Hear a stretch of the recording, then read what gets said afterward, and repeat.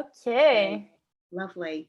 So please allow me to introduce our two speakers, starting with Chris Rapucci. Did I say that right? Yes, you got it. Fabulous.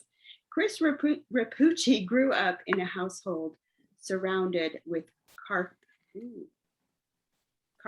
cartomancy, mediumship, and hallucinatory Catholicism, watching his grandmother read cards, palms, talk to the dead, and prepare candles for clients with astrology books on the shelves.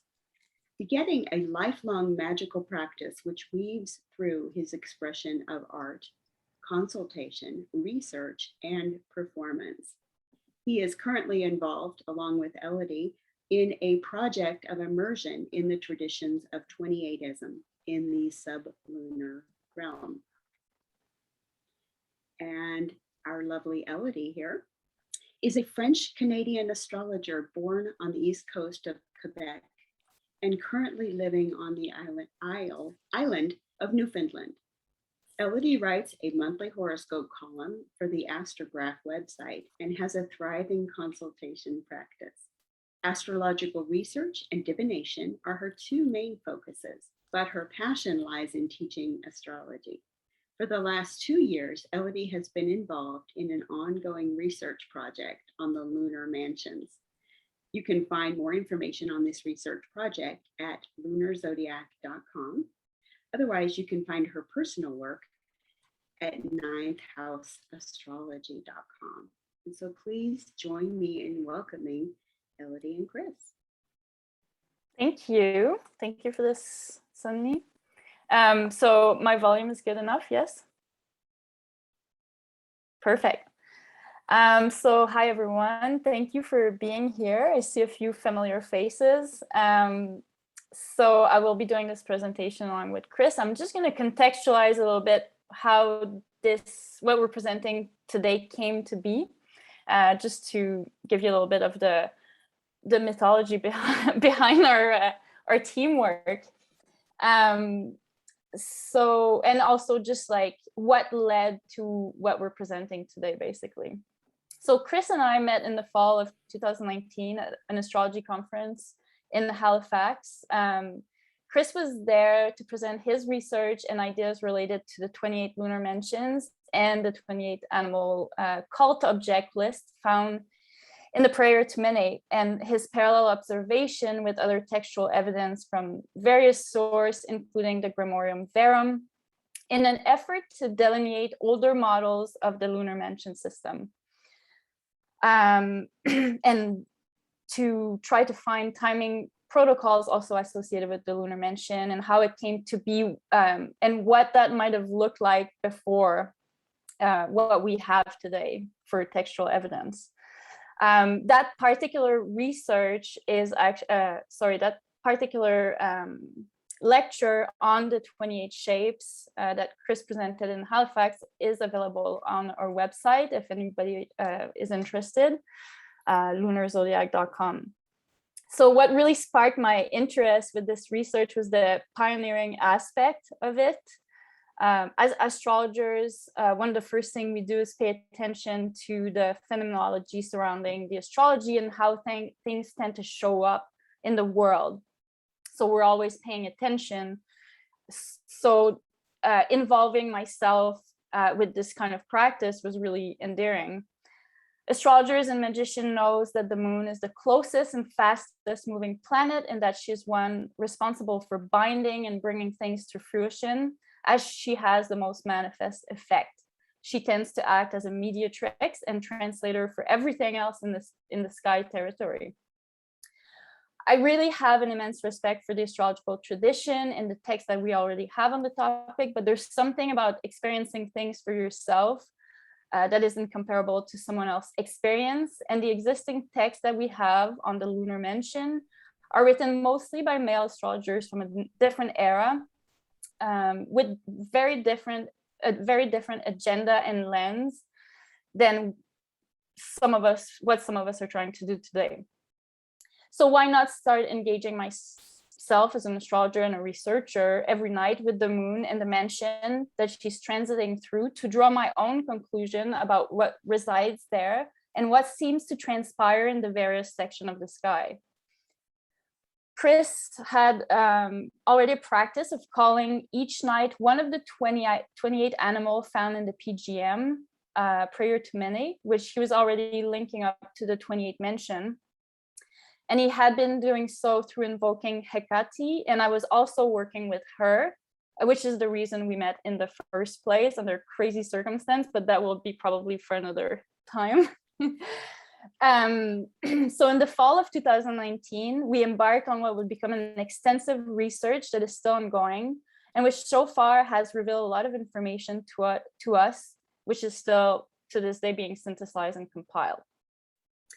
We each started documents with 28 lunar mention animal lists under which we take daily, careful, detailed notes of our dreams, synchronicities, psychological state, daily occurrence, other observation of the mundane and manifest world, and then bring special attention to the subjective and emotional layers where because the moon is associated with these functions.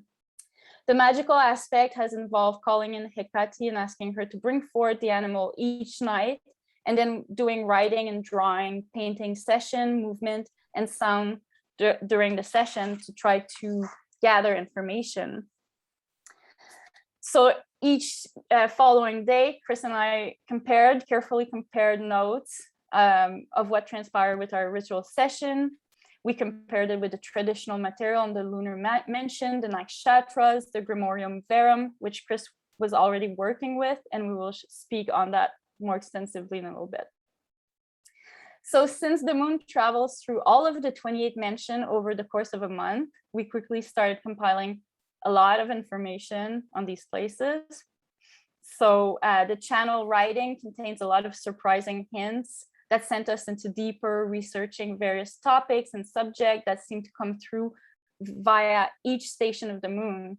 So whatever resides in these places, spirits and others, and the ecology around us has been giving us a lot of keys along with dreams and other magical occurrences that over time has confirmed a lot of the material and has been helping us synthesize some of these ideas.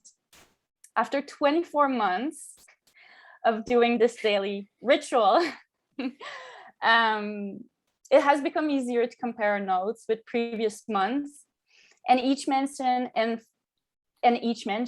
find significant recurring themes related to each places, but more extensively clues in ancient material, cultures, and mythology from all over the world.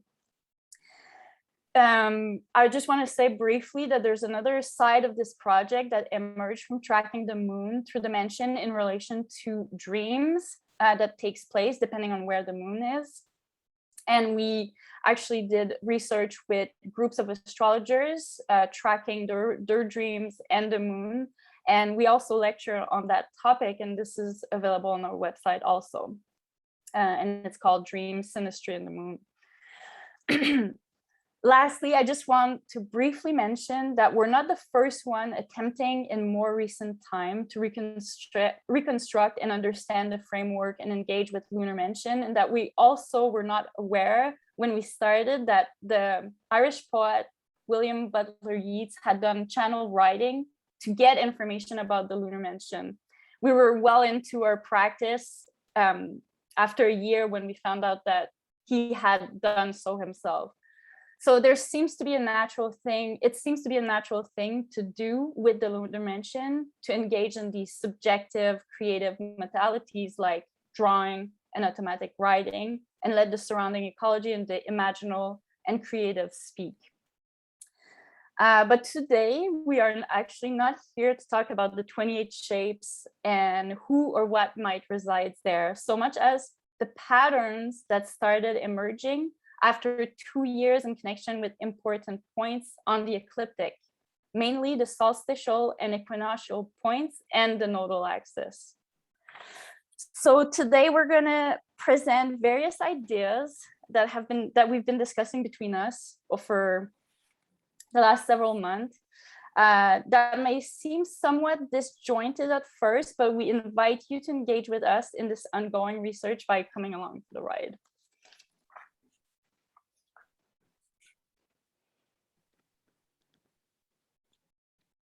Are you going to show the drawings? Oh yeah, sorry. This is some of the drawing I was supposed to show while I was talking, but I forgot. I was like too involved with my. This is what she's saying about, you know, we'd compare in the morning and would have drawn the same thing the previous night. Very similar things, very similar. Yeah. And this went on for months and months. With child, you can really see. Yeah, child was like the moment when we're like, okay, what is going on? Yeah. we chose the same color and drew basically the same thing, and we had no idea. So I'm going to switch to share. So here is the normal 12 sign zodiac with the distribution of the 28 lunar mansions from a tropical persuasion distributed within it. I'm going to switch to just referring to them as shapes. So when I do so, I'm not referring to a specific tradition, but just 28ism in general. And then here's kind of more of a bit of a summary of our findings that are more in our older lectures. But you know, we were working with the Prayer to Mene from PGM 7, Roman numeral 7, 756 to 94. We found that the 28 shapes of the moon really feels like a separate and perhaps older zodiac meaning a wheel of animals in the sky. The solar 12 sign zodiac seems to be about objective experiences in the circumstantial, a bit more than the lunar 28 sign zodiac, which seems to be subjective and embodied.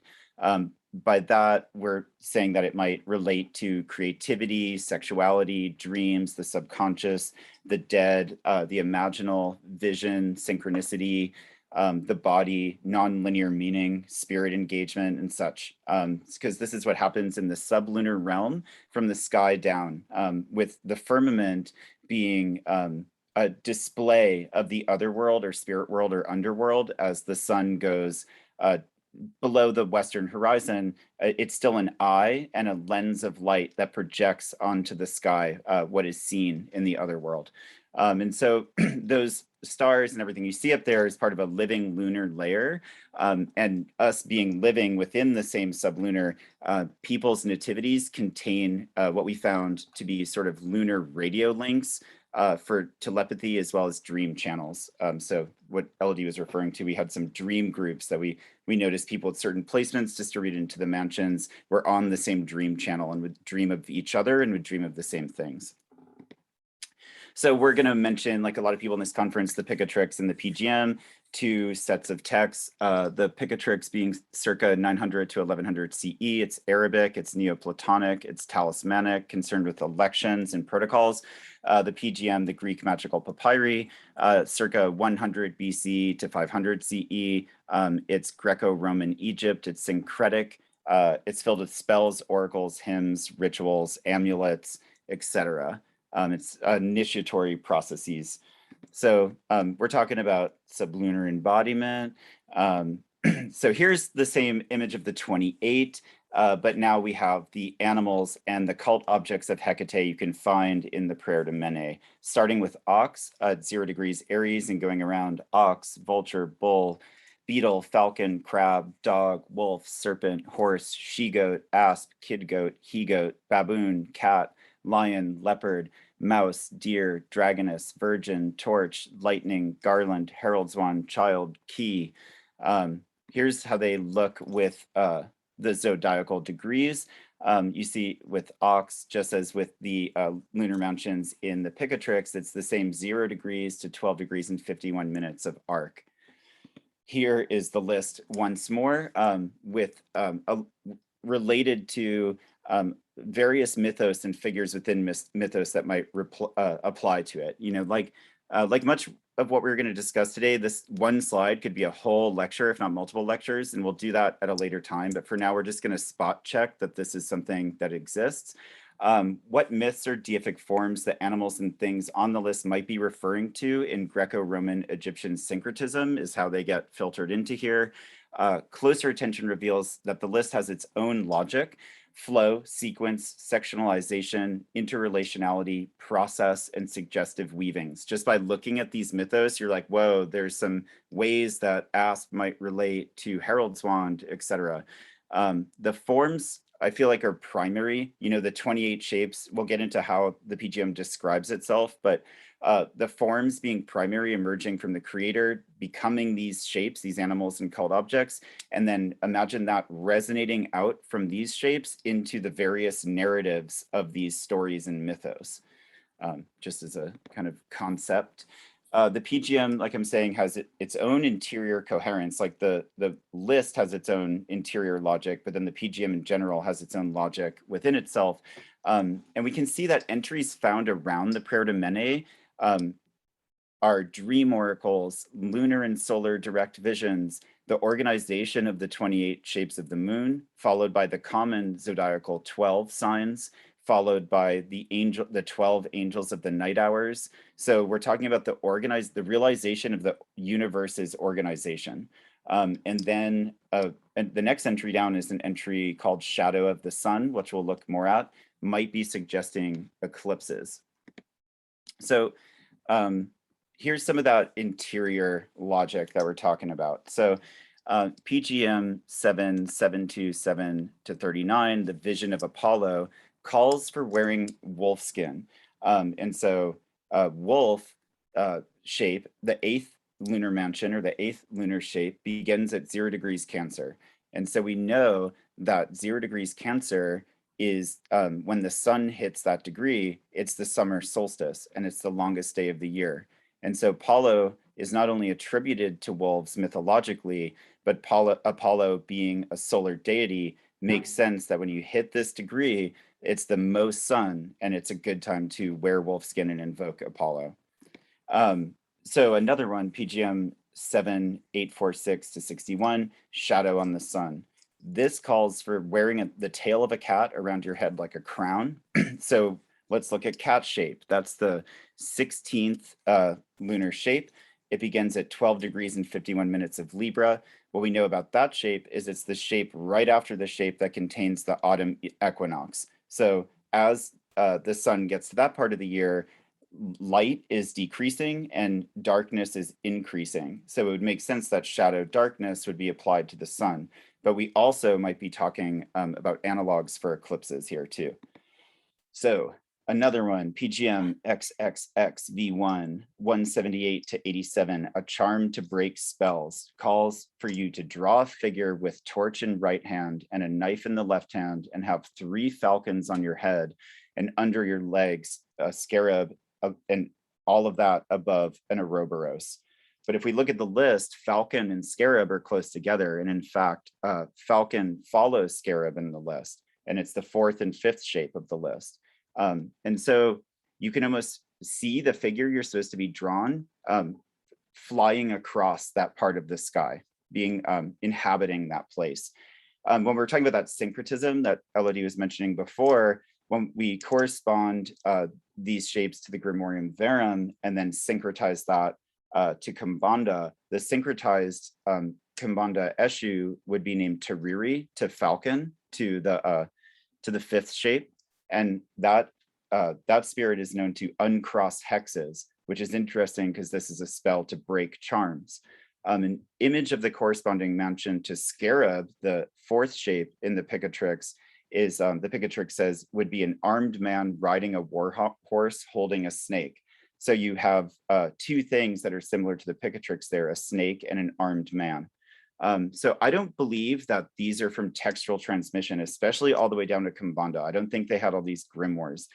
What I do think is that the real experience of these living sky layers and who inhabits them and how we are a part of that from our own nativities modulating into that gives people over and over these direct experiences of these images. And that's pretty much why Elodie and I were able to come up with the same images night after night.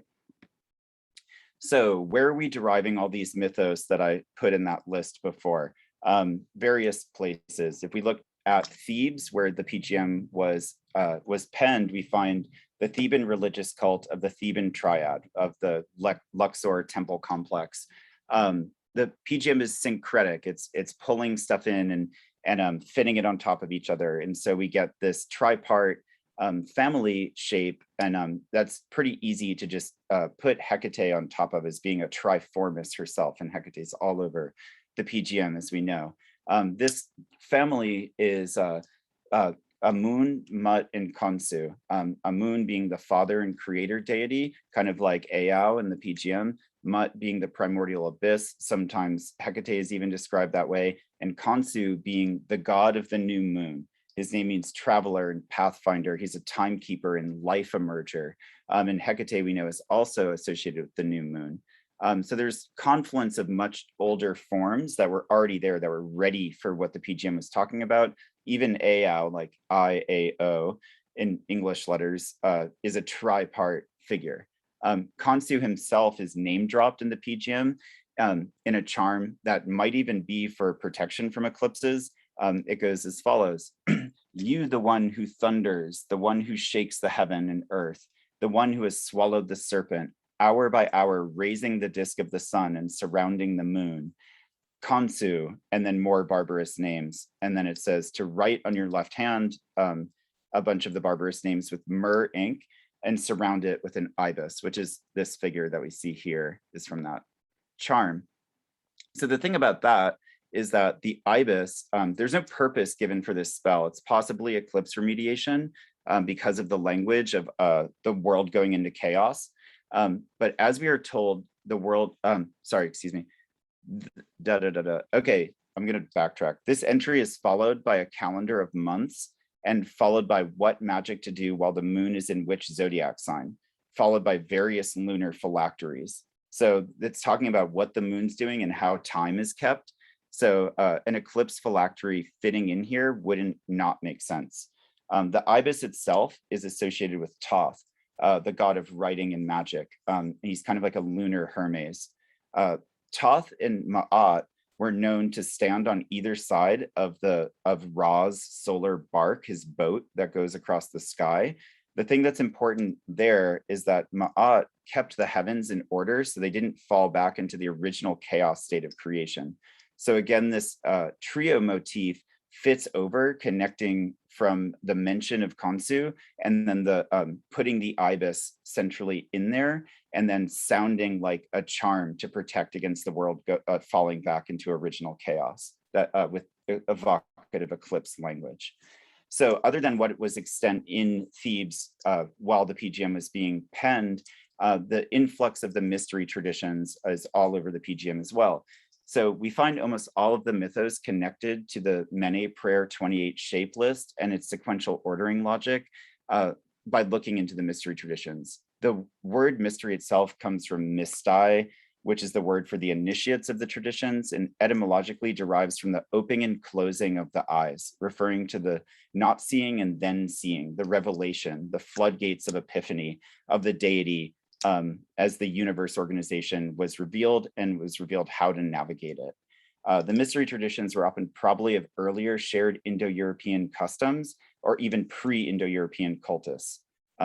In death, the preparation for the underworld and the navigation of it parallels in the PGM with the pyramid texts and the coffin texts already in Egypt. The PGM's purposes applied directly to the practitioner rather than the pharaoh. Hecate, we know, has a major integrated role in the mysteries of Samothrace and Eleusis, etc. And we know that the last 7 shapes on the 28 shapes list from the Prayer to Mene are all cult objects associated with Hecate. In the Orphic Bacchic mysteries of Pompeii and Herculaneum, we find the title of the female head initiatrix was Dracaena, meaning dragoness. And on the list, we have a dragoness at 17 degrees Sagittarius, just prior to the winter solstice. In the Orphic Dionysian cults, oxherd was the term used for the lead initiator of the ritual authority. And we have an ox on the list at 0 degrees Aries, which starts the list at vernal equinox. Side note for later consideration, the mysteries were contemporary, sometimes indistinguishable from and direct competition with early Christian cults, which they also heavily influenced. One mystery cult of prominence is Orphism. and this is 6th century BC. Orpheus is specifically mentioned in the PGM. Elements are similar to Egyptian religion that was flowing in around the 4th and 5th centuries BC. The cult centers around the mythical poet Orpheus, who you see in this slide, surrounded by a literal zodiac of animals. And this was a tradition revering psychopompic figures and deities and concerned with the world's cosmogenesis. There's multiple theogonies. We can derive some ideas from Mithraism, even though it's later, being the mysteries transferred to the Roman military cults. This emerged about the 1st to 4th century CE. And so there's the revelations that revealed from the material they left behind of precession, light and darkness cycles, celestial gates, celestial animals, and the ingress and egress of souls in and out of this world. So we learned that these were elements from the earlier mystery traditions because Mithraism was a bit more loudmouth about what was going on. They left more evidence. Mithraism was also viewed as a rival of early Christianity. So just kind of looking slantwise back at things that were going on here, we have, if we look at Shiva and Dionysus, and in the Mene 28 shapes list is filled with Dionysian associations, including the leopard as the 18th shape. And the leopard we know is Dionysus's vehicle. And the Indian traditions have their own lunar zodiac, obviously the nakshatras, and Shiva and Dionysus share a lot of etymologies, epithets, vehicles, objects, natures, theological roles. Even their devotees historically recognized each other upon sight as worshiping the same god, we know from the record of Alexander's pursuits into the subcontinent. So this points to a Bronze Age, possibly pre-Indo-European exchange, with engagement of the 28 shapes likely shared between the Mediterranean and the subcontinent, which makes us think that the rites of the lunar zodiacs were essentially almost indigenous and pre-polis practices, which reach back very deeply into antiquity. Here's just a quick look at some of those epithets, fireborn, fireborn, born in the reeds, born in the marsh, et cetera, et cetera. We're talking sort of about the same person here. So deep antiquity, such as Çatalhöyük in Neolithic Anatolia, where the first animal shapes mentioned in the Mene prayer are present in iconography as a life emerging sequence in the same order. The order literally goes ox, vulture, bull, beetle, falcon. And these being mentioned first in the PGM cycle could even suggest that, that the authors of the PGM were aware of their antiquity. Although, as I said before, simply engaging directly with the sky will get you the same data. So maybe they both just saw that as the beginning of everything. So we can also look much deeper into early lunar calendars for more information. Okay.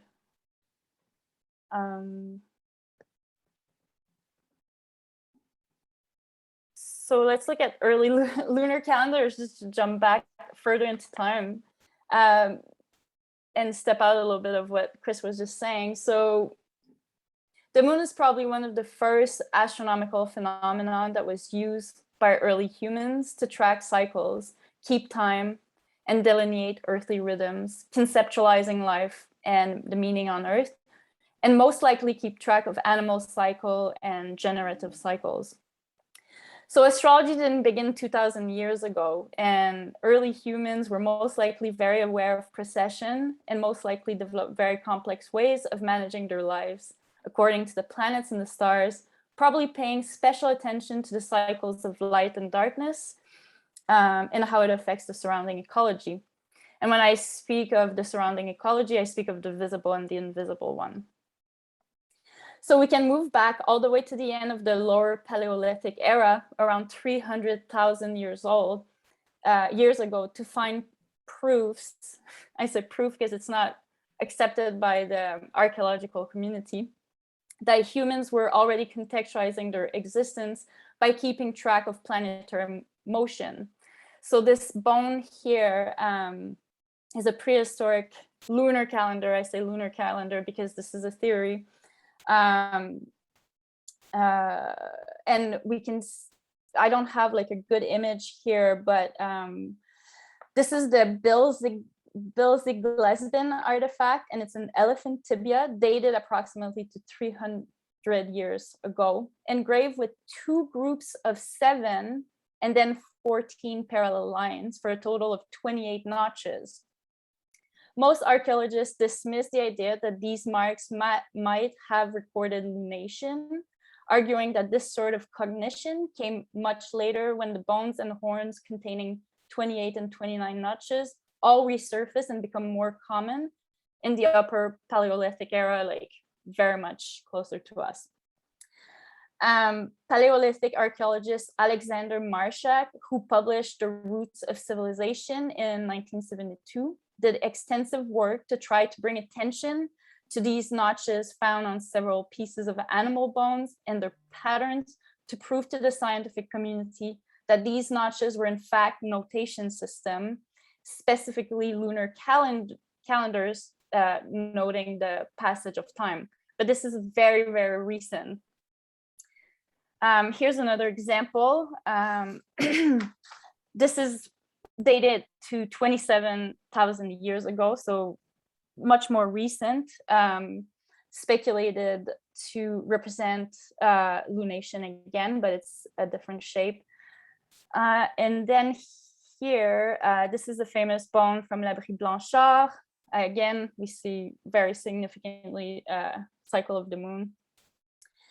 And then we have the famous Venus de l'Ocel, holding an animal horn reminiscent of a crescent moon with 13 notches. So the notches are speculated to represent the night when the moon is visible between her first crescent appearance and the full moon, but this is all speculation.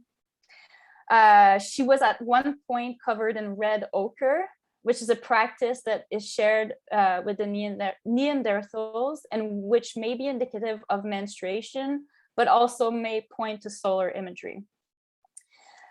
Nicholas Campion, in his book, The History of Western Astrology, Volume 1, states that the Venus figurine in the calendar bones may be evidence of magical, political, and astral theology in which the management of time was crucial to society's smooth functioning, and it's highly doubtful that the Venus de l'Ocel exists in isolation, but that she's merely happens to be the surviving representative of a rich calendrical mythology.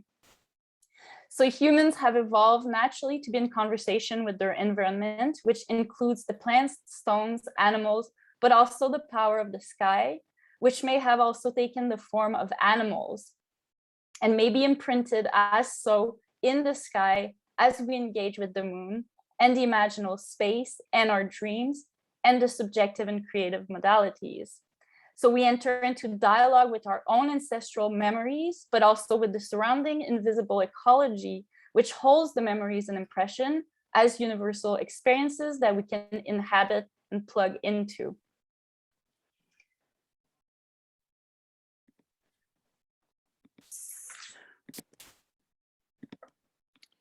So when we reach back for the lunar zodiacs into these earlier cultures and traditions that have extremely ancient roots, we're also searching for the holistic coherence they might have been embedded in. My kind of meme here is kind of, if we look like Neoplatonic magic to the left leads to using astrology to try to control reality and elevate yourself like Jeff Bezos into outer space, or to like to the right to find a holistic coherence in the world, in world embedded magic, which asks the world what you should probably do next and how to work in symbiosis with it. So looking for fundamental principles in other systems of 28ism, we can look at the nakshatras. They have an integrated mythos, they have an associated scripture, they have corresponding deities, they have a rich symbology. More importantly, they link into Ayurvedic medicine, so they link into the body, and they have a whole metaphysics. You know, they talk about Rajas, Tamas, Sattva. It's more about like how the whole universe functions, and the 28 link into that. We can see that definitely in Taoism and traditional Chinese medicine as the 28 Zhu, or the Chinese lunar mansions, which feature an ecliptic with directional quadrants divided into 4 mysterious animals each containing 7 mansions. So you see this in the PGM list. You see this in the bone markings that Elodie was talking about, that 7 and 14 and 28 and 4. Some parallel, this parallels to like the tropical nature, but there's also constellational asterisms as anchors.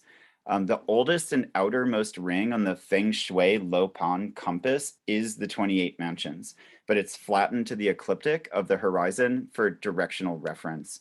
The mansions correspond on the Lopan to the 28 generals of the cloud terrace, which were inaugurated in 60 CE. These are prominent historical honored dead. So thus they're already thinking about the underworld being in the sky and being represented in the stars. Some TCM practitioners correspond the 28 Shu to the 28 acupuncture points of the Dumai meridian. Again, connecting the 28 from the sky to the dead, to the spirit, to the body, all integrated.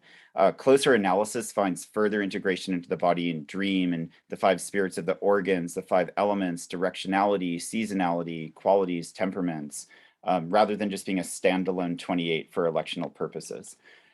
So where did our Western fundamental principles go? We can blame Aristotle. We can definitely blame urbanization. We can definitely blame Neoplatonism, the mechanical hierarchical view of society, of the universe that overtook society. That might have started with agrarianism. The sweep of Indo-Europeans across various continents definitely disrupted ideas, and definitely Christianity highly suppressed everything. So we can look at 28ism cross cultures. The various approaches of the 28 from various times and geographies take varied approaches to what this layer is and what it provides us with and how to engage with it and how it is divided and sequenced. This is culturally natural to have this variation. There's no single right approach. And so that creates various zodiacal layers that we can all perceive at once. That is, simply an animist eye viewing things mythologically in chaotic time is going to see things like multivariate, multiplicitously. We can apply then a non-linear awareness and flex our abilities of complex pattern recognition and try to develop comfort with allowing for various layers simultaneously. At the bottom, we'll get into this nodal zodiac beginning with the ascending node shortly. So we can think about stationary and movable gates. To the left, we see the solstices and equinoxes, which establish the cycles of the tropical zodiac. This can be considered the world egg, where to the right, we see the north node and the south node, or the head and the tail of the dragon, which transit regularly in retrograde motion and are always circling around the ecliptic, as the serpent, which coils around the cosmic egg of the world in perpetual emergence of life, reality, and manifestation. So just keep this in mind. We're going to keep going over this. So the PGM, we can look also into the PGM ritual and timing considerations for a universe model and a holistic coherence. It is concerned with light and darkness in a variety of ways. Hours of the day and night are given to angels and animal deities. The sequential hour, like the planetary hours, is attached to the tropical cycle.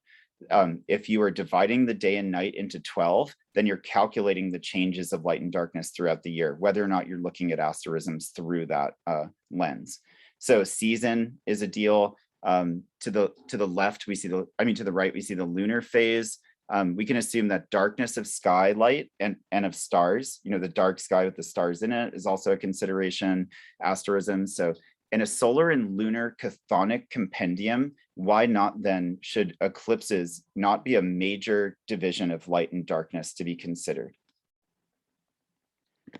So solstice and equinox gates, the stationary gates are the solstitial. And so the solstice, the day of most light or darkness, we'll find the cross and confluence of the Milky Way and the ecliptic, the celestial rivers or the underworld rivers, the sky rivers, forming an opening or a gate of ingress and egress out of this world. And here we can see the torchbearers from the Mithraic Tauroctony, Caudes and Catopotes, with the raised and lowered torches. And so the movable gates, the nodal gates, we know that the north node is the point of ingress and the south node is the point of egress, also in and out of this world. So big shout out here to medieval Arabic astrologer and polymath Ibn Arabi, who mentions that the ascending node in a text is the true start of the mansions, and that the vernal equinox is only the ideal and symbolic corresponding point. I repeat for emphasis. The north node is the true start of the mansions, and the vernal equinox is only the ideal and symbolic starting point of the mansions. So we got to think about this concept. So then a schema of the ideal and the real merging over one another is sort of a cyclical and circular fix for Neoplatonic hierarchy stacking tendencies. It's like the cosmic egg again. This is similar to the function and essence of that serpent wrapping around the world egg. And here's a look at how the nodes operate. Let's think more about the nodes and eclipses and the crossroads of the sun's path and the moon's path, and what they are and how they work.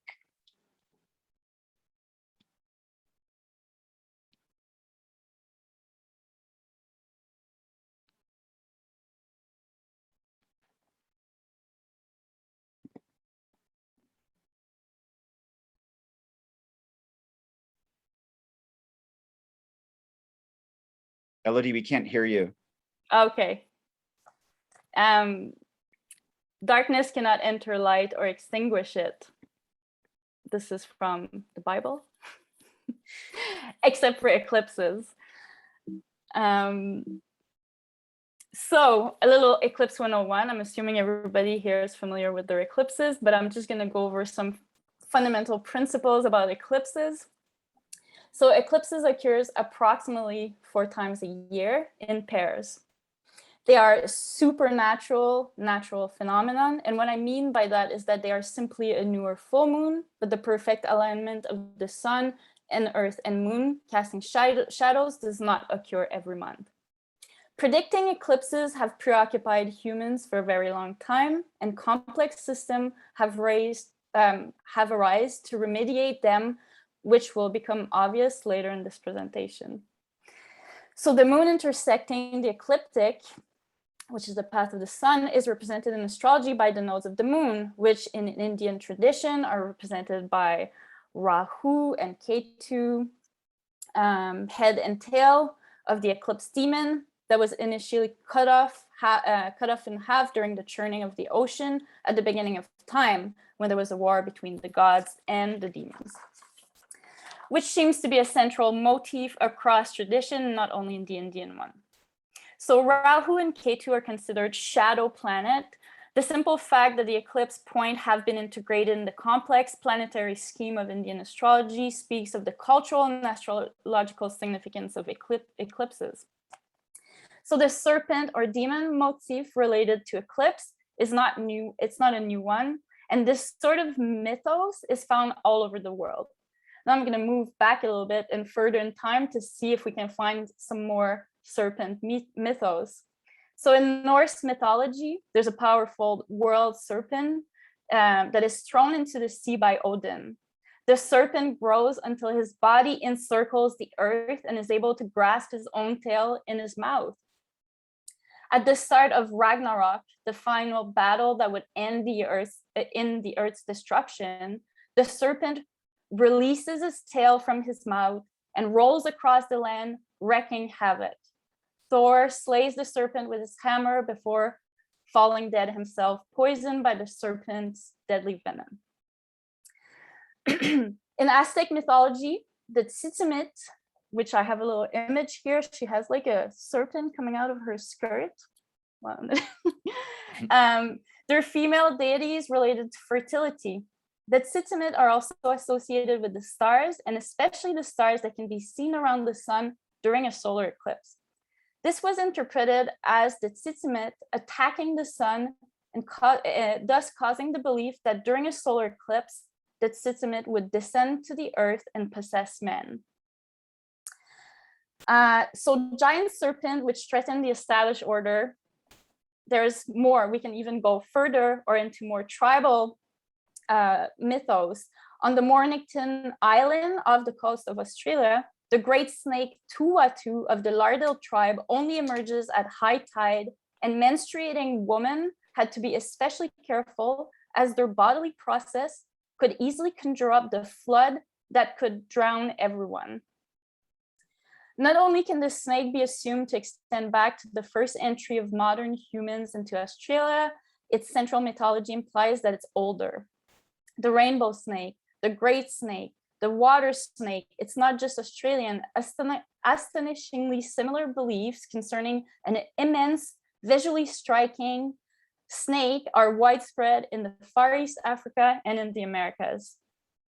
The Khoikhoi, who are traditionally nomadic people of southwestern Africa, speak of rain attracting, menstruation linked, thunder and lightning, generating magic, aquatic snakes, which is thought to be so large that when its head is resting on the north bank of the Orange River, its tail is still on the south bank, which is reminiscent of the nodal axis. It catches pubescent girls to become his wife. Among the Igbo in eastern Nigeria, the python Amidium is known to loathe the sun, lying in the shade of the trees or in caves. Only as a result of acute hunger does it appear in the sun. When it does, it appears full of rage and becomes entangled and suffocate and swallows everything in sight. In the mythology of Quechua people of Peru, more extensively the Andean civilization, a huge water boa, sometimes more like a dragon called Amarum, is connected to the original source of witchcraft, and the souls of sorcerers believed to take their abode in this monster, and it is believed that this huge boa resides in the air. In Inca mythology, the same serpent is called variation Amaruca, and it's a huge double-headed serpent that dwells underground at the bottom of lakes and rivers. It seems that a lot of these ancient myths related to serpent evolved through time into these stories, eventually of male figures slaying dragons and saving the maiden. Image of lake dwelling, woman devouring, kingdom ruling, tribute demanding, snakes or dragons have come down to us as the central motif in countless fairy tales. Many of those translate from the mythos of Tibet, China, Japan, India, pre-Columbian Central America, Middle East, pre-Christian Europe.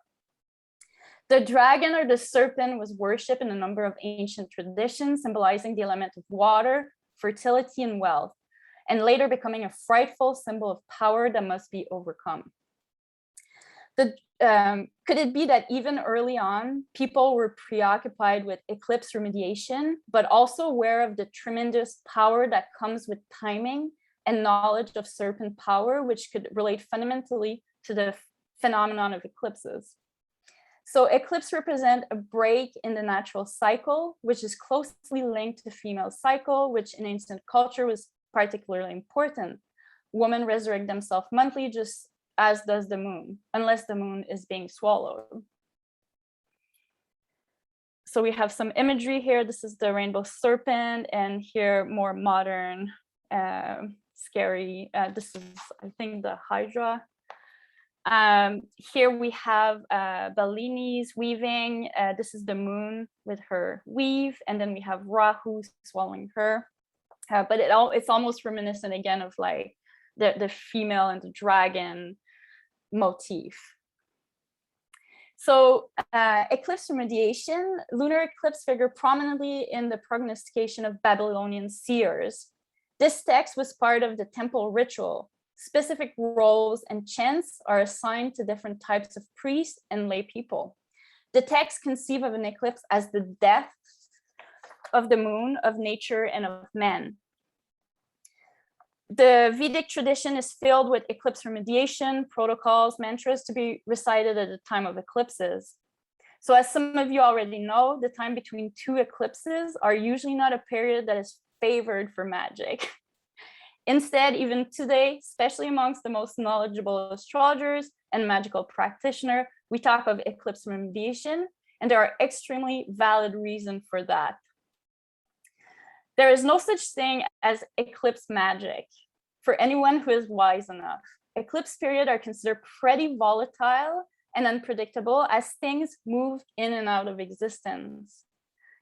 Basically, eclipse takes people's souls. So let's once again glimpse further back in time into the more tribal societies to witness similar attitude, which eventually becomes the more complex remedial measures of today, sometimes transform into bizarre superstition with their original meaning lost in time. So eclipse and noise making seem to be come together, and it gives expression to people's hostility, the hostility they feel. So the word charivari refers to the derisive cacophony made at night in traditional European culture, banging on pans, cauldron, and so on in front of the house of people suspected of lovemaking and scandalous incestuous circumstance. This noise-making tactic has been compared to the din made traditionally by people in many parts of the world. The belief that a dragon or monster is about to devour the heavenly bodies and to make sufficient noise to discourage the monster of excessive intimacy with the sun or moon. So there's an important element with sound and eclipses. Again, should a celestial monster intervene in the natural cycle of day and night by eating the moon, there is then a danger of a gap opening up the sequence. Unless something is done, dark will alternate with dark.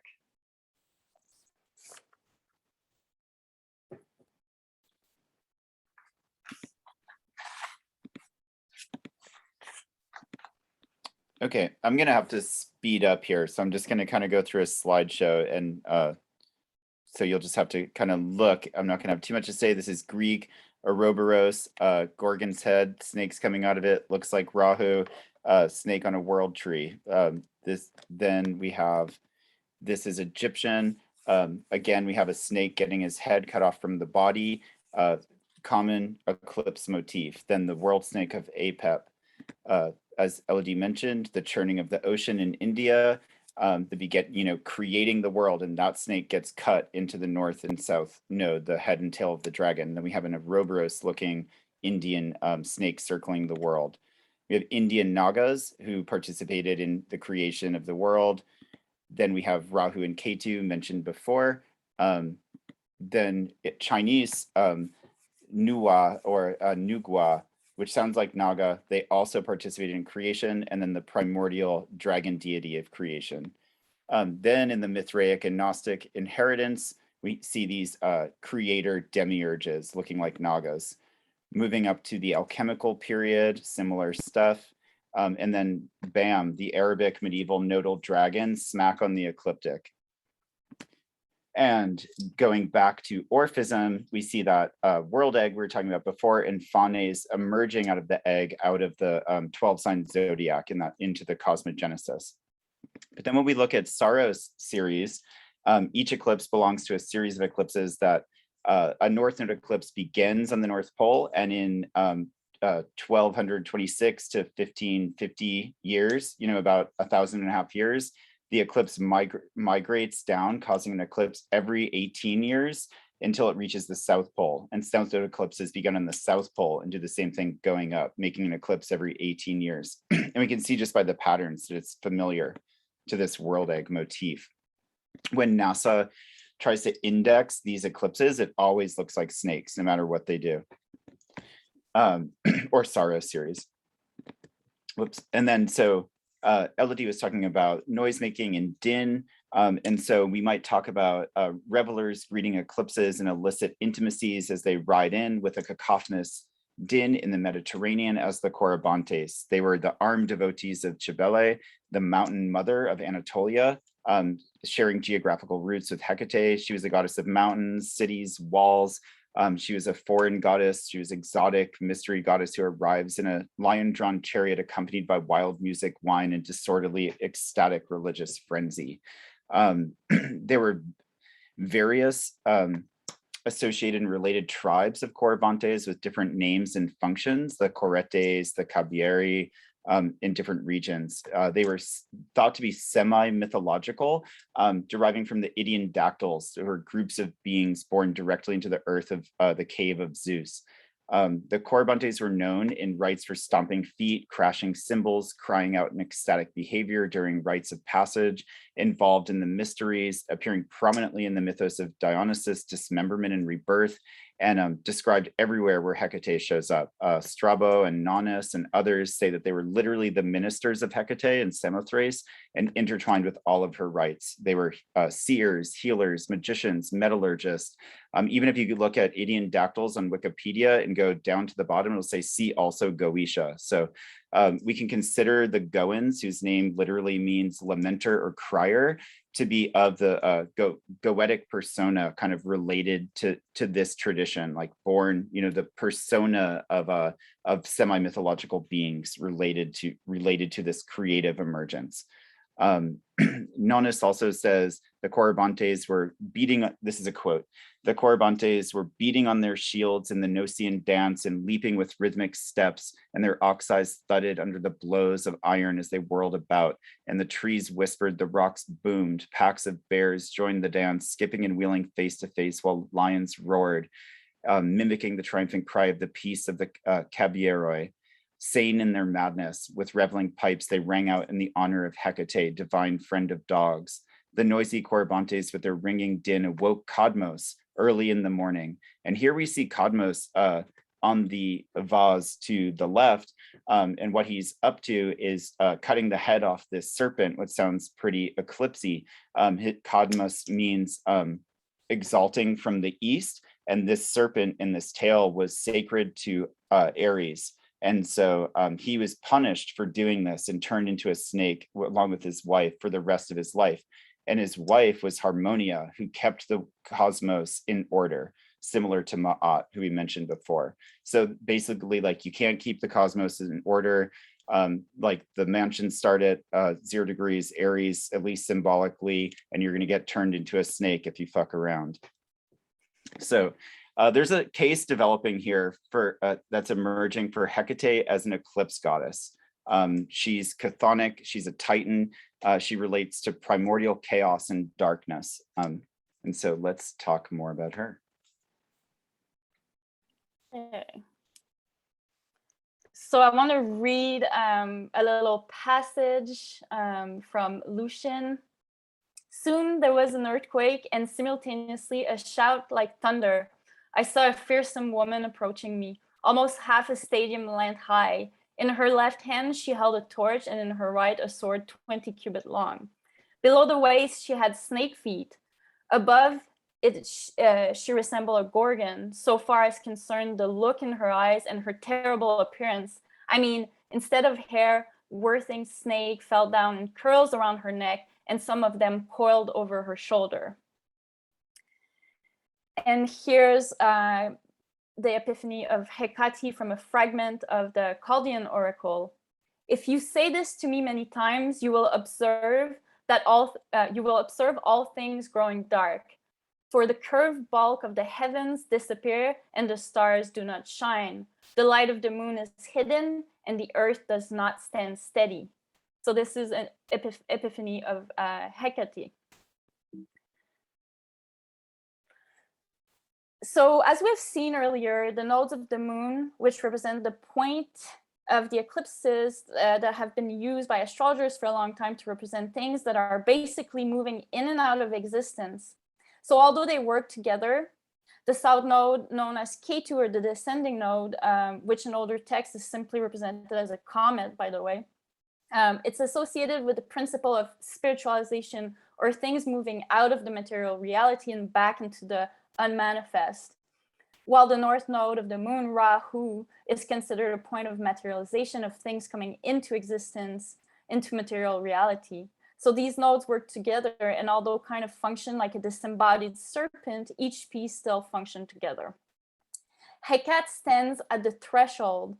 She holds the keys. She is associated with liminality, boundaries, doorways, gates, crossroad. She's associated with the moon, nighttime, darkness, which again is a direct parallel to eclipse, which are defined as a transitional or at least a liminal period, specifically the time between the first eclipse and the second one as they occur in pairs. Hecate is said to be followed by hordes of ghosts, which is again reminiscent maybe of the south node, but she's also associated with childbirth. She is charged with literally ensouling everything and closes the boundaries of the cosmos. And this is a quote from Proclus. So Hecate and Artemis are actually related to the moon. There's something lunar about them, but only Selene was regarded as the moon personified. That's an important distinction to make.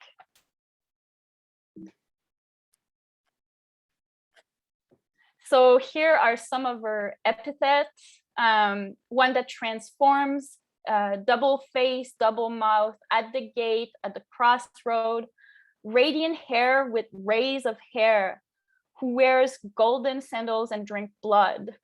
She who holds the keys, draped in saffron, which again kind of reminds us of the color of, you know, the moon when she's being eclipsed. Drawn in a carriage yoked with bulls, heralded by roaring beasts. And then again, there's an element of sound in eclipses, and there's an element of sound with Hecate also. This is, I just put this image here because I really liked it. It's just, I don't know if it's Hecate, but it's pottery from Thebes, mistress of animals.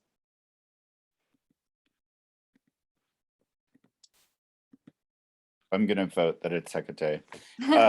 So here's a like a diagram we made. It's hard to see. It's just an example of like the Grimorium Verum spirits over the 28 shapes. So the goetic persona indirectly shared derivation with the Idian dactyls, the cabaret, the daemons, and the barbarous names in the PGM.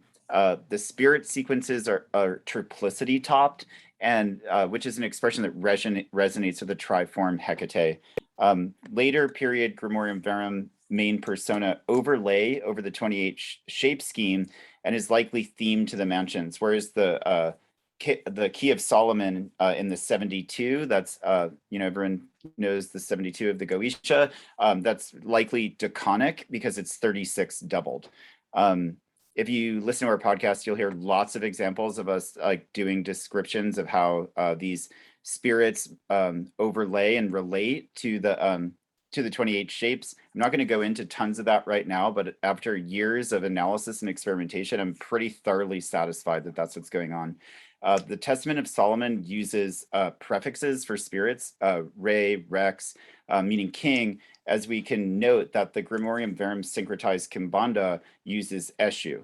So we might start to consider that the Verum spirit list of the being almost like a 28 potential Rahu and Ketus, like a 28 potential North Node and South Node eclipse like persona. So if we know which persona is going to express when there's an eclipse, we know something about their nature, and we know that under Hecate we can work with them and start gaining more information so that we know who's going to be in charge of the eclipse. We can get information from them before the eclipse happens. We can get information from them during the eclipse and propitiate them during the eclipse. And we can also get information from them after.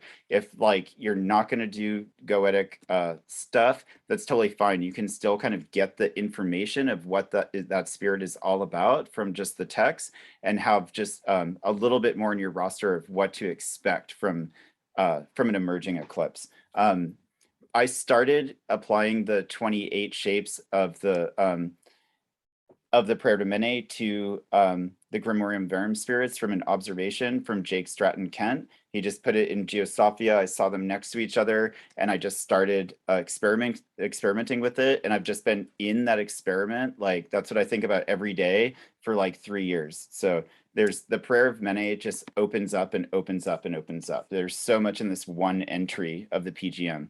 So let's consider looking at it again. The prayer to Mene, what happens is the creator breathes and intones 7 primary sounds that into the 28 shapes of the world. This process happens organically. The shapes are seeds of forms. It's a circular, cyclical, non-linear, always happening experience that's beyond, not below or above. It's not Neoplatonic. It's relative to space. It's integrated to time. It's eternally instantaneous, and it's an inhabited, animated worldview. We can find repeated examples of this cosmogenesis all throughout the PGM. Here's a couple listed here. especially in the 8th and 10th books of Moses. And there's multiple entries of those right in a row, where we meet the Agathos daemon. There's extensive treatment of directionality, winds, sounds, daemons, body parts, body movements, life and death concerns, and various correspondences. And then even like the world being laughed into existence, which sounds very indigenous.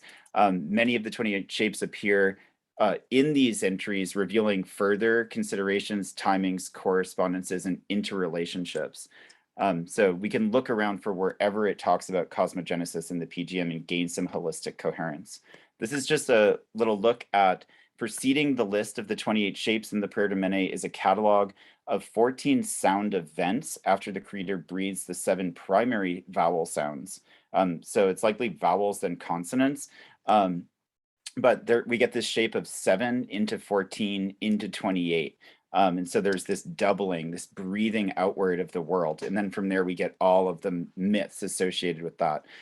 One thing that we work with is that these 14 sounds are probably the 14 axes of the 28 polarities. So the 14 Rahu and Ketu axes, the 14 possible nodal axes that might inhabit an eclipse. Right after that, you find 16 barbarous names. This is probably, I just threw the 18 Grimoire and Verum spirits there, especially as if we look at the bottom end of this list of 16, the words start looking rather long, like they might be just jammed together. I think there probably is something to this. Jake also talks about 18ness as a rhythm in grimoires.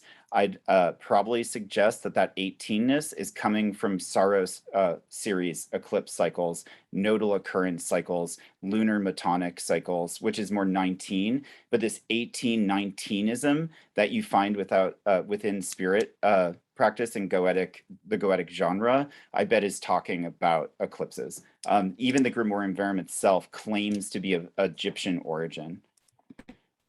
So like, let's think about if like the North Node is the tempter and the, if the nodes are world serpents and they're daemon inhabited primary shapes of cosmogenesis, and they come along with a living sky being subject to organizational principles emerging from an original state of chaos that was uninhabitable to humans and filled with titans and monsters which threaten the order of the cosmos, and it's still cycling around us all the time, and we're in a perpetual state of creation, a dynamic and non-mechanical state, so that things are always being thrown out of balance and they always need to regain balance. So for instance, by the eclipses, there must be principles that weave the body to the sky, to the dead, to the imaginal, to the stuff of the world, to the forms and plants and animals, all in dialogue and relationship. But who has been the face of this perpetual imbalancing, the face of the terrible original serpent who first emerged from the egg in the chaos state of primordial creation? And does that face still sometimes appear in the fire and brimstone to bloody the sky and tempt us out of the order and threaten life's balance, but also draw us into the creative realization of our trajectories to push us onto the stage of life? And might it just be a heavy-handed version of Eastern non-attachment via body-denying Christian cults contemporary with the mysteries that poured into the PGM to begin to demonize this tempter, the one who makes us insatiable, as also the daemons who partake in the greater persona of lunar manifesting and shaping of reality are also demonized as the demons of the goetic genre are demonized. The textual tradition suggests that these persona of the living sky are also in relation to our body and earth and plants and animals. We see that in the Testament of Solomon. All the spirits relate to a body part being afflicted.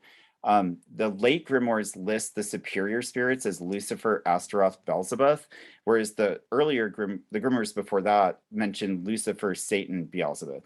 So Astaroth is an expression of Astarte, Ishtar, and Nana, whereas Satan is also a chthonic tempter, tempting Eden.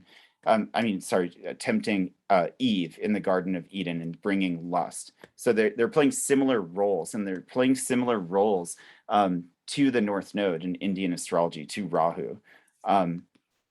let's note on the left that Satan is being dominated by the archangel Michael. We'll go back into that. But let's look at some images of Rahu eating an orb. Then let's look at Satan tempting Eve, literally the serpent's head, which is how we express what the North Node is. This mosaic looks a lot like that Greek vase of a world tree with a serpent coiling around it. And here again, we see another image of the a serpent with a human head, a serpent's head, almost like a gorgon's head. To the right, we see the Archangel Michael, a very old image of Archangel Michael holding an orb, similar to the one that Rahu is eating. Epiphanius of Salamis in circa 310 CE says that after Satan fell, Michael was appointed to the function Satan served when he was still one of the noble angels. There are multiple mentions of Michael in the PGM, notably in the conclusion of the very Hecatean and very eclipsy language document for the waning moon, PGM 42241, which says that who sits beside Lord Osiris, Michael, archangel of angels, the god who lights the way, perform for me. This spell is filled with eclipse imagery. Hecate elsewhere is affirmed to be the controller of angels, and Michael also, of course, has a solar attribution. So being able to control and work with eclipse events. Michael is associated in Persia with the star Aldebaran and the East. And Aldebaran is the red flashing eye of Taurus, and the place of the old vernal equinox back in precession. And Aldebaran rises before Orion, who the Egyptians saw as Osiris. When we look into the PGM XXXV1 161, we see an entry that says, I am Kepri, which is the scarab deity, and calls upon all the angels beginning with Michael. The PGM shape of scarab being in the Praetermene is the fourth lunar mansion. And that follows bull. So like following Taurus. And in the Picatrix, this mansion is also called Aldebaran, the follower. And so we're starting to see that the follower of Osiris watches the emerging of the resurrected god, of the resurrected Dionysus killed by Titans, in the mystery traditions, suggestive of that upwelling of almost nodal serpentine creation and destruction.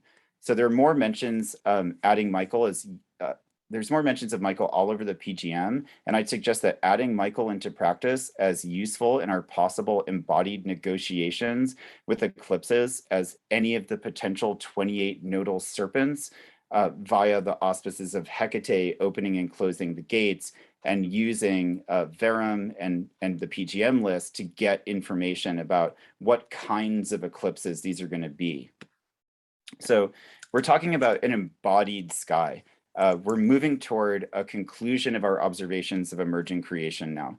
The shapes reality takes, the luminaries which cast light and allow the world to be seen, the mysti we were talking about before, the opening and closing of the eyes, the opening and closing of solstitial, nodal, and otherworldly gates, through which the world serpent travel, returning us to original creation. We find we're talking about what is visible, what is seen, what is encountered in our sensory experience, as well as our subconscious.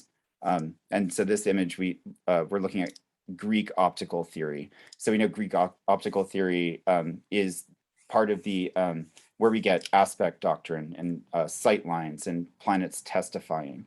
So this all like kind of nexuses into the astrology we use every day as consulting astrologers or picking elections, etc. And so body, sight, and spirit. I was muted. So yeah, there's something about vision, fundamentally about vision, something oracular. There's something about seeing, and the eyes as gateways between worlds. For example, the luminaries, the eyes close and open, and two kinds of sights. We see in our dreams that they're made of many images. So there's a sight, there's a seeing of reality, but there's the seeing also of the inner reality. the hun in traditional Chinese medicine, which is one of the 5 spirits of the body and is said to reside in the liver, is said to move out of the body when dreaming. And so there's something associated with vision and or organs and our experience of seeing, especially remote viewing seeing, that is directly associated with the bodies and the organs. I just want to comment in the dreaming in the Australian tradition, it is said that the ancestor spirit created the whole world and transformed, the spirit themselves transformed into trees and stars and rocks and watering holes. And because these ancestors did not disappear at the end of the dreaming, but remain in nature, the dreaming is never ending, and it's linking the past, present, and the people and the land. So there's something about like the eclipse and when the gates open that is oracular and constantly happening, basically, just kind of like the cosmic egg. Other example in feng shui, there's sight lines and qi flow, which it only affects you if you can see it. The use of guardian dragons mirror similars to Gorgon head and the evil eye in other apotropaic charm, the eye of Ra, the eye of Horus, etc. You can jump in here. So we're talking about, we were talking about these things coming in from various directions as being, as we're wrapping up into like why we're talking about principles from Chinese traditional medicine, from Ayurveda, and then looking at the PGM and finding cosmogenesis and finding there are all these ways to find directionality and all the correspondences and how it goes in the body and out of the body and how creation's always happening. And so I think what we're kind of talking about is a division in astrological magic between the talismanic tradition and the oracular tradition. Not that it's a schism, but just to make a distinction that when we're making because we often sound like we're like Picatrixophobic because we have a bone to pick with Neoplatonism, but like that's not, I have like Picatrix talismans all over my computer right now. Like, I use it, I reference it, it's right there. We're not like against the Picatrix, but there's maybe is a distinction in approach and methodology to like when we're looking at a stacked hierarchy, something that takes mathematical calculation, we have to use computers for, there's tools like the image we see on the left, and it's very exacting. And then the image we see on the right of the Oracle of Delphi going into a trance state, and being able to achieve prophecy. But she doesn't do that out of no knowledge. She probably knows when to do that, why to do it then, which direction to face. She's part of a lineage of people who did this. We can assume from everything we've been looking at today that even things like eclipses might be an excellent time to gain information about how fate lines led to this moment and where fate lines are going, and a revelation of how the entire universe was created and how you can become active with it by dialoguing to various entities and animal forms, especially via the Hecate with the protection of Michael. You're not doing magic there, but in the Picatrix, eclipses are only good for cursing people. But we're saying that like there might be a whole tradition of magic that pulls in all of these source materials and mythos that's about seers and the oracular. And just by remote viewing, by being precognitive, you affect the future. Your eyes are reflecting into the flow. Here we see another pair of images again, like a medieval astrologer or Renaissance astrologer with tools and assistant making meticulous calculations. And then on the right, we see the Sibyl of Cumae leading Aeneas into the underworld. Again, she probably knows when to do this. Like she knows like the hour to do it, the direction to face, where to go, what kind of states to go in. It's like when you see a cheesy movie with like a witch or a medicine woman and they're like, I'll meet me 3 weeks from the day after tomorrow when the moon is crescent, like at the top of the sky. It's no bullshit. Like she probably knows like This is the Mediterranean. This is like filled with all of these mystery traditions that flow in and through the PGM. She knows what's that? Okay, yeah, we're coming to it. Yeah. She knows when to do this, how to do it, and how to bring her client here, Aeneas, into who he wants to meet in the underworld, and so he can get the information he wants to get and see what he wants to see. It's just as complex timing wise, but it's not necessarily about like what's on the ascendant at the moment. It's about all of these other cycles of divisions of light and darkness, and the moon circling around. But also what your body is giving, the cues of your body also, because we're talking about an experiential, subjective experience. Yeah, because we know that like through these various traditions of 28ism, there's feedback between your dreams and between your organs and between your darkened interior body to the shapes of the sky. So knowing what kind of information you're going to get from an animal and an organ, and knowing what kind of stuff you might be like pulling in from a dream, and which part of life and which part of subjective experience it's going to speak to.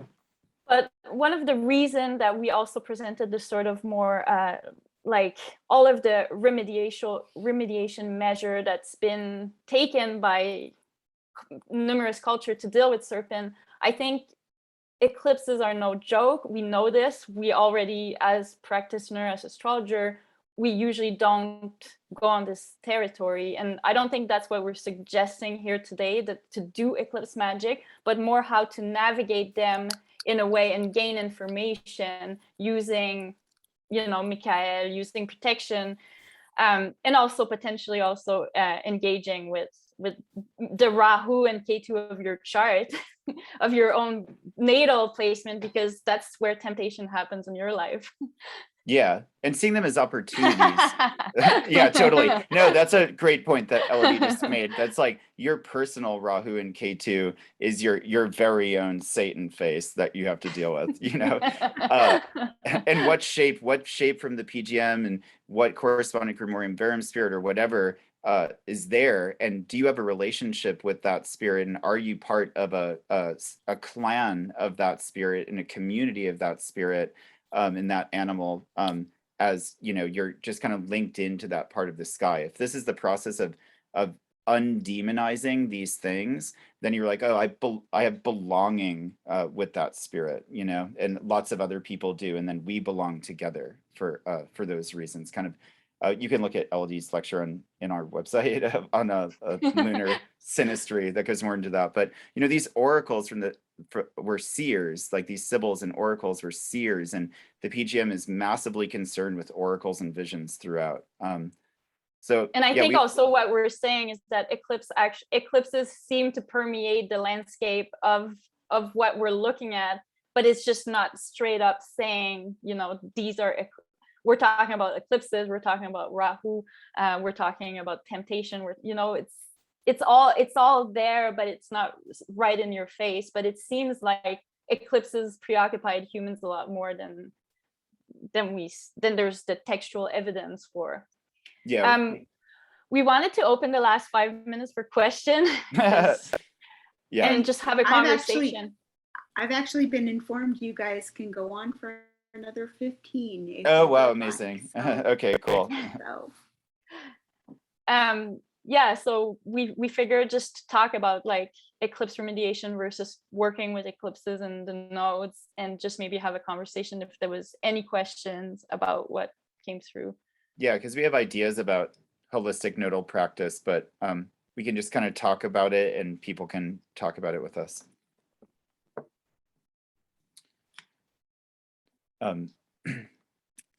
So I have not seen, does anybody have a question they would we talked really fast. Yeah, we wanted to get a lot in. But yeah, in the meanwhile, like obviously holistic nodal practice along this vein, if you're attracted to and feel like working with Hecate, that's a good basis as she's opening and closing the gates.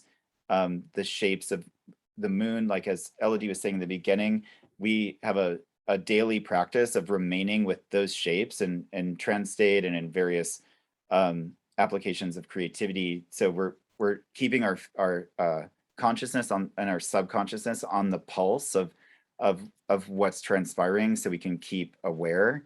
This includes like dream journal, database, like she was saying before, trance movement, automatic writing. Since this is like, you know, it's in a snake charming and kind of a snake riding rodeo to approach eclipses, and we've been thrown off the proverbial bull a few times already. Like the internal work, energy work, healthy lifestyle is probably you know, you can only do what your organs are ready for you to do, if this is all connected.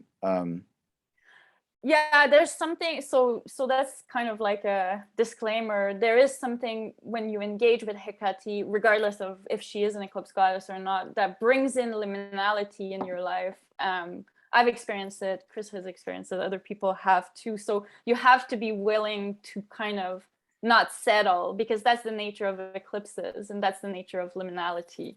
If you're looking to root down, you're probably better off working with Vesta or something more, Yeah. more grounding. Yeah, and that's why it relates to the initiatory traditions, you know, because it's kind of a, you know, you're going through a process that kind of it's like in Orphism, what they're trying to do is stop being reborn over and over, so they can get out of that wheel of rebirth and join the gods and heroes in the firmament and be kind of installed. It's a good way to get yourself on a spirit list eventually. So but I'm Yep. so sorry. We do have a question. The question goes, if the North Node is always associated with the first mansion, or ox, in this alternate scheme, which mansion is associated with the South Node? Baboon, with the 15th mansion. I can bring that graphic back up. Yeah, it was kind of hard to see. Just to go back about while you look for it. Oh, you have it there? Yeah. Yeah. So like in this graphic, it's related to Aries because it's saying the vernal equinox, and then Ibn Arabi is saying, you know, the real version of the mansions is drifting around the solstitial version. So it wouldn't be rooted anywhere. Like, you know, right now the North Node is in Gemini. So there's you know, the beginning. Yeah, the beginning of the nodal zodiac would be over here right now, I think in Falcon, and then so this would be ox in nodal, and then go around from there. And you'd have to just, to get right across, you'd have to just make a visual, you know, like you'd have to split the 12 degrees and 51 minutes of arc. You'd have to kind of make like a you know, like a clear page with one of these on it, and just put it on the other one and be able to turn it around to see how they line up. That's the nature of it, is that it's constantly moving, and we're coming from such a solar perspective. We have such a solar approach with everything, of classifying and delineating, and then it's immovable. But when we enter this space and the lunar mansion and the nodal axis and what we're talking about, it's constantly moving. There's something very liminal, something very engaging, but something very changeable about its nature. And that's why we're talking about writing the eclipse rodeo, because I don't think it's necessarily something that it's something that we're thinking about, but we're talking about fate and the doors opening. The doors, you know, basically the gates of incarnation and excarnation opening and closing. It would be completely foolish just to say that we know what that means, and we know what that implies, but there's a lot of different permutation to that. Yeah, we're you know, we're essentially engaging directly with the mystery traditions, so it's a mystery. You know, like it'll be ongoing experimentation. We'll never totally figure it out. It'll just be an expanding puzzle. But one thing that happened to us is when we started doing this together, the North Node was at 0 degrees Cancer, and the South Node was at 0 degrees Capricorn. So we were at the return of the snake to its home, essentially. But so we didn't know that at the time. Yeah, we weren't thinking about this yet. So like we started noticing that over the months, we'd get drawings that were exactly the same from each other, but then and writing. But then after a few months, we noticed that like vulture was in ox. We were getting vulture information when we were doing ox trances, and it was drifting. But since it was only one away, we were like weird, and we started talking about the elasticity of the borders, and like in a lunar sense, like 0 degrees 12 degrees and 51 minutes, like what does that mean to the moon? The moon's elastic and changes shape. And we had all these ideas of why that would be going on. But then over time, when we started to look at more material, we were like, oh, that's because the north node was the nodes were drifting away from the solstitial axis. And now they're so far away that we're just getting multiple informations at once. Like today is Harold's Wand, but we'll get Harold's Wand and something else at the same time. So questions are now pouring in. Okay. I'm just gonna, JD's question, the ideal and actual reminds me a lot of the Navatara chakra. With the nakshatra. Yeah, thank you. With the nakshatras. Yes. Are you familiar? I'm not familiar with the Navatara. I mean, we look at the nakshatras all the time, but we don't. I'm afraid that I don't have them memorized. They're more like we're always looking at notes of the various 28s, but we almost intentionally didn't fill our minds with tons of nakshatra information so that we could think clearly about the prayer to Mene list and just see what happened with it before we started doing tons of comparison. I mean, we've come across them before, obviously, like as astrologers, but we're like, let's not, we're just starting now to be like, let's look at the nakshatra all the time. But yeah. Lovely. Thank you. I wish we could answer that question more. So next question, do you have any thoughts on lunar eclipses occurring between the shoulders of Orion? Seems like a good time to perform the stele of oh man. The headless ritual. Yeah, the headless, right? Yeah, definitely. Yeah. I would say definitely go for it. That's like when the North Node gets going across Osiris and into Aldebaran and stuff, I would definitely be doing your headless right at that time. But yeah, probably working with Michael too. Yeah, for sure. Yeah. Yeah, and they go on to say, personally, I like to use that fragment to prevent bad fortune during eclipses. Otherwise, I will steer clear of performing ritual on the eclipse. Yeah, I would maybe even I wouldn't necessarily, I still go easy on the eclipse. I think the main thing we're trying to say is that leading up to eclipse, during eclipse, and after eclipse, in the oracular sense, is a really good time to get information rather than mobilize your sorceries, we're not at eclipse magic yet, but maybe in 10 years from now. Yeah, totally.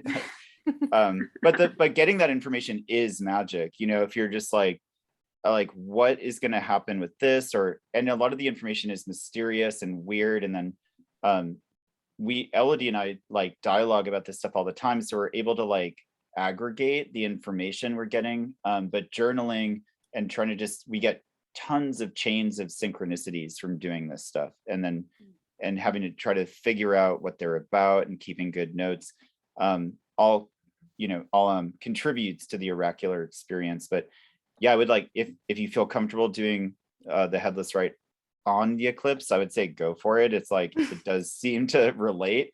I often I do the headless rite every Monday to reset my ritual week, and kind of just line back up with my practice. But it's the moon's day. But so I'll find that I gain really good insights from it near an eclipse.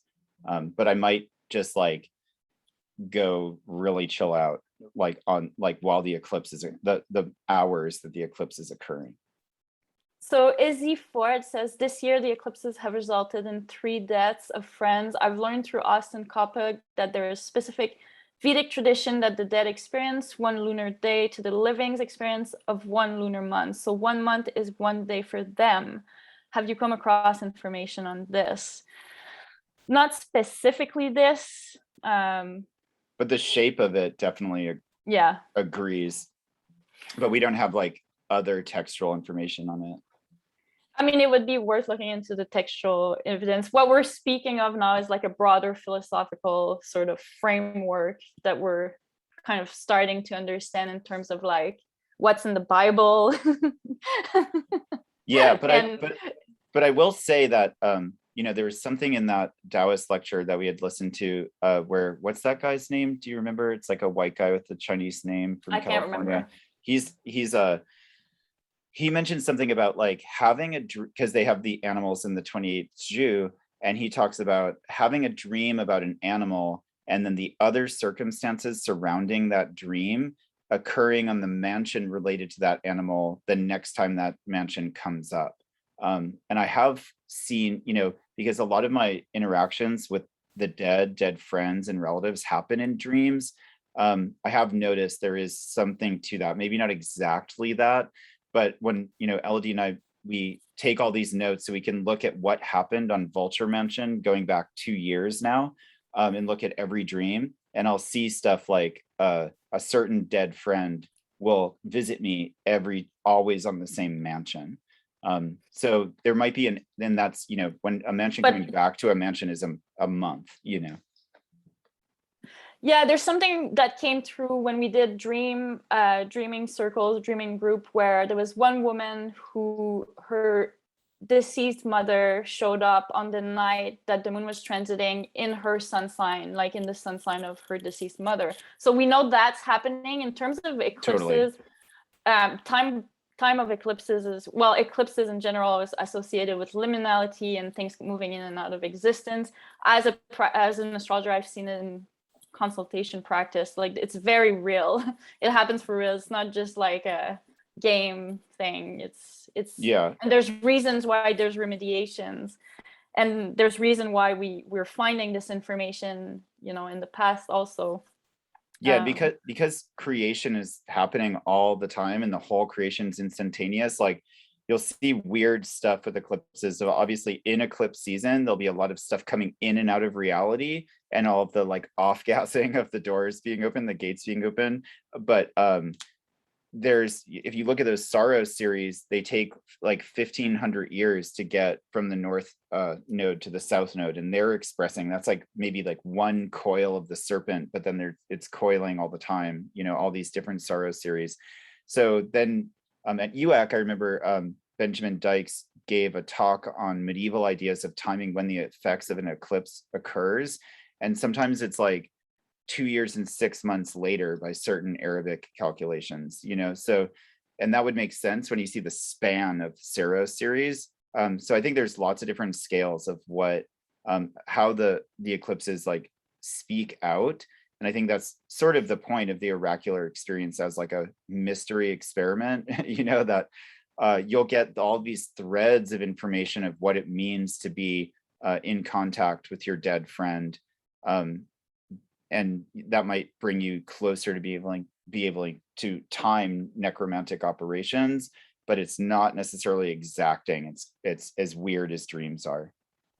It sounds like obviously note taking and keeping records is hugely important. And besides dreams, what else would you suggest that we all are just events? Anything else? I think paying attention. Well, when I was saying about paying attention how the nodes manifest in your life in terms of like in your birth chart and how that shows up, always informative. I think like developing a relationship with that type of, I don't like saying the word energy, just like what's the insatiable side of your, are you more on the side of Rahu or Ketu? Is there ways that you can kind of like remediate if it's one or the other? And then, when eclipses happen, does that come out more extensively? In terms of just lunar practice, not so much what like the eclipse stuff we're talking today, I think like, again, the dream stuff was really relevant. So wherever the moon is transiting in the sky seems to connect people together and seems to connect live and dead people together and kind of act as a telephone line. So keeping track of your dreams and keeping track of where the moon is, like that's like one basic thing that could be very revelatory. Yeah, and if you're not if you don't have time for the rest of the note keeping, just do that. Brilliant. But Thanks, yeah, wait, continue, Elodie. I didn't mean to interrupt you. I think there's a delay. Oh no, that's fine. But as far as other note keeping, I would say if you want to go wild, daily occurrences, emotional states, things you did creatively, synchronicities, certainly, and then yeah, and during eclipse time, obviously, like I feel like prayers to Michael, I really immediately felt a difference in terms of like the intensity or the like more malefic, what we consider malefic effect of eclipses, because they do tend to bring a lot of, there's a reason why like the epithet we're reading, you know, thunder and storms, there's a reason for that. And if we can use like Michael as a sort of buffer for these things, then we might be able to just filter in the information that's coming in and out more so, and kind of stand back from the churning. I also found, I totally agree. And I also found asking Hecate to give me a name for the South Node and a name for the North Node. And then on Tuesdays, which you see, this just came from divination, but then it agrees with the Vedic tradition. On Tuesdays, doing just like every Tuesday night, doing like a vision from the South Node, being like, hey, South Node, I know your name now. Give me some images and some information. And then on Saturdays, doing the same thing with the North Node and making it kind of personalized. I mean, I did it through Hecate, but the South Node doesn't give anything. Well, it's just like images. It's just yeah, it's just like images of like glop and like, you know, a like, vortex of a void. Yeah, but there's marvelous. Yeah, I have for all the participants, I have put social handles in the chat, so you can find Elodie and Chris in the rest of the internet. Yeah, we have a lot of information, and we have 2 other lectures on lunarzodiac.com. So this is an ongoing project. You'll probably hear more about it as we philosophize more. Yeah. Thank you for everyone. I'm loving this. I'm so grateful for to you all. Thank you so much. Thank you. It's been lovely, and can't wait to read more and learn more. Good luck.